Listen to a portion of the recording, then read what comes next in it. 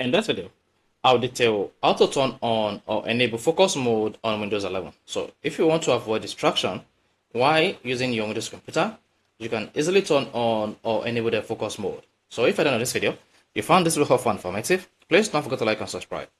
When you want to enable or turn on focus mode on Windows computer, all you just need to do is go to the Windows computer settings by clicking on the start icon, this, and then click on settings. If you cannot find the settings here, you can just use the search bar and search for settings.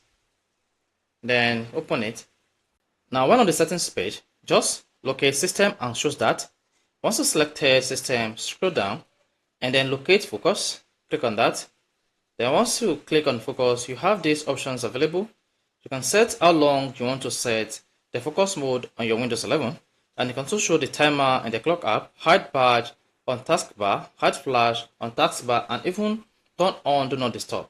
Now you can adjust the time here using this option to adjust how long you want to turn on focus mode on your Windows 11.